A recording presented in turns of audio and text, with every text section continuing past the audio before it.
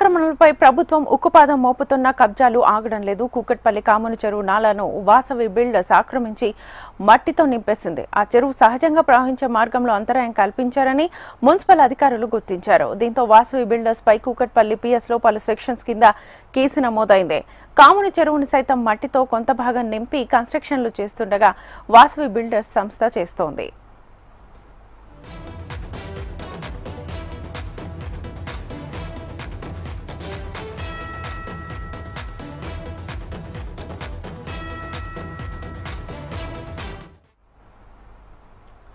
చెరువుల ఆక్రమణలపై ప్రభుత్వం ఉక్కుపాదం మోపుతున్న కబ్జాలు ఆగడం లేదు. కూకట్పల్లి కాముని చెరువు నాలాను వాసవి బిల్డర్స్ ఆక్రమించి మట్టితో నింపేసింది. ఆ చెరువు సహజంగా ప్రవహించే మార్గంలో అంతరాయం కల్పించారని మున్సిపల్ అధికారులు గుర్తించారు. దీంతో వాసవి బిల్డర్స్ పై కూకట్పల్లి పిఎస్ లో పలు సెక్షన్స్ కింద కేసు నమోదైంది. ఇదే అంశానికి సంబంధించి ఫుల్ డీటెయిల్స్ మా హైదరాబాద్ బ్యూరో రమణను అడిగి తెలుసుకుందాం. రమణ, శ్వేత, అంటే నగరంలో చిన్న చినుకుపడ్డ కాలనీలన్నీ ముప్పు గురి కావడం, రోడ్లు చెరువులు తలపించడం మనం చూస్తూనే ఉన్నాం. దీనికి ప్రధాన కారణం ఈ వరద ప్రవాహం వెళ్లే దారి లేదు, చెరువులు కుంటలన్నీ కూడా ఆక్రమణ గురి కావడం.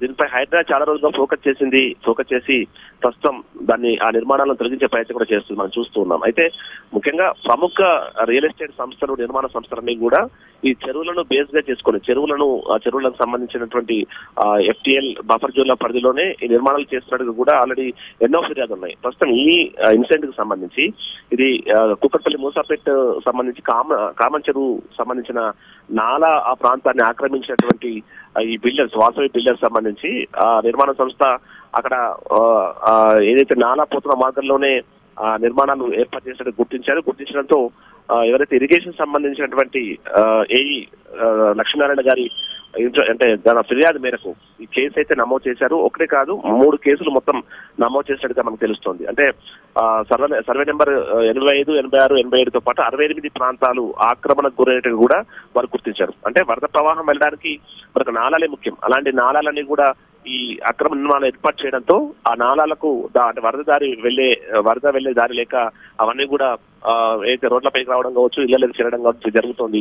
ఇలాంటి పరిస్థితుల్లో వరదకు సంబంధించిన సమస్యకు పులి స్టాప్ పెట్టాలంటే ఈ అక్రమ నిర్మాణాలకు సంబంధించి ఎక్కడైతే నాలాల ఆక్రమణ గురయ్యే వాటిపై కొంత ఫోకస్ పెట్టి వాటిని పూర్తిగా క్లియర్ చేయాలనేటువంటి భావనలో ఉంది. అయితే ఇప్పుడు ఇరిగేషన్ శాఖ సంబంధించి అంటే ఎన్నో రోజులుగా ఇరిగేషన్ శాఖ కూడా ఫిర్యాదు అందుతున్నా కూడా ఇరిగేషన్ శాఖ కూడా చూస్తున్నట్టుగానే ఉంది. ఇప్పుడు ఈ చెరువుకు సంబంధించి మాత్రం చాలా రోజులుగా ఫిర్యాదులు అందుతున్న చర్యలు చేపట్టినటువంటి ఇరిగేషన్ శాఖ మొత్తంగా అంటే నిన్న మొన్న వరకు కురిసిన వర్షాలతో ఎలాంటి వరదలు వచ్చాయి చూసాం మనం. వాటిని బేస్ గా చేసుకునే మొత్తంగా ఇరిగేషన్ శాఖ అయితే పోలీసులకు ఫిర్యాదు చేసింది. ప్రస్తుతం పోలీసులు అయితే పలు సెక్షన్ల కింద కేసులు అయితే నమోదు చేశారు. మరి చూడాలి దాన్ని ఆ కేసులో భాగంగా ఏవైతే నిర్మాణాలను తొలగిస్తారా, ఏం చేయబోతు చూడాలి. ఇంకా నగర వ్యాప్తంగా అనేక చెరువుల్లో ఇలాంటి పరిస్థితులే ఉన్నాయి.